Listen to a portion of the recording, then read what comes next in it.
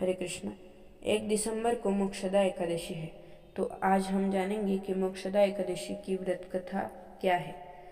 इस व्रत कथा को सुनने से हमें वाजपेय यज्ञ का फल मिलता है। तो आगे की जो व्रत कथा है वो आप भावपूर्ण सुनना। मोक्षदा एकादशी की कथा अत्यंत रोचक और पुण्यदायी है।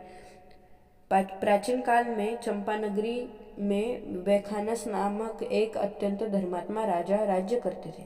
उनके राज्य में चारों वर्ण के लोग बड़े आनंद और सद्भाव से रहते थे। एक बार राजा ने रात्रि में एक अजीब स्वप्न देखा। उन्होंने देखा कि उनके पिताजी नरक की यातनाएं भोग रहे हैं। राजा को यह देखकर बहुत दुख हुआ और वह गहरी चिंता में डूब गए।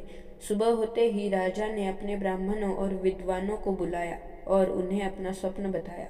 राजा ने कहा, हे विद्वानों, मैंने अपने पिताजी को नरक में देखा है और उन्होंने मुझसे मुक्ति की गुहार लगाई है। मेरे लिए इस राज्य, सुख और धन का क्या लाभ जब मेरे पिताजी कष्ट भोग रहे हो। कृपया मुझे कोई ऐसा उपाय बताएं जिससे मेरे पिता को मुक्ति मिल सके। विद्वानों ने राजा को सलाह दी कि इस समस्या के समाधान के लिए उन्हें पर्वत मुनि के आश्रम में जाना चाहिए। राजा वैखानस तुरंत अपने मंत्रियों के साथ पर्वत मुनि के आश्रम पहुंचे।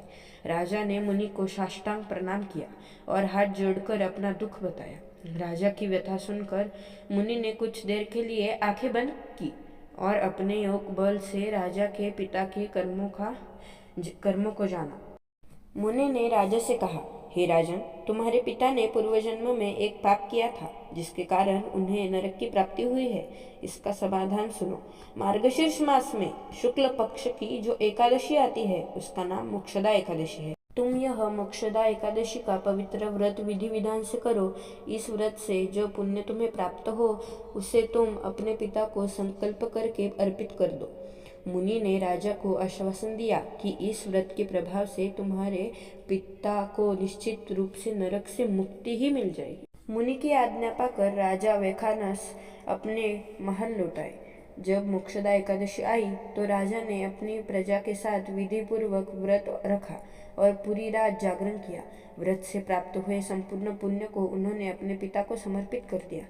पुण्य के प्रभाव से राजा के पिता तुरंत नरक की यातना से मुक्त हो गए और स्वर्ग को प्रस्थान करने से पहले उन्होंने राजा को आशीर्वाद दिया कि बेटा तुम्हारा कल्याण हो।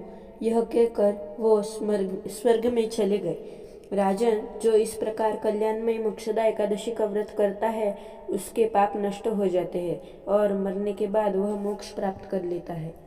यह मोक्ष देने वाली मोक्षदा एकादशी मनुष्य के लिए चिंतामणि के समान समस्त कामनाओं को पूर्ण करने वाली है। जो इस महात्मा को पढ़ता या फिर सुनता है उसे वाजपेय यज्ञ का फल मिलता है।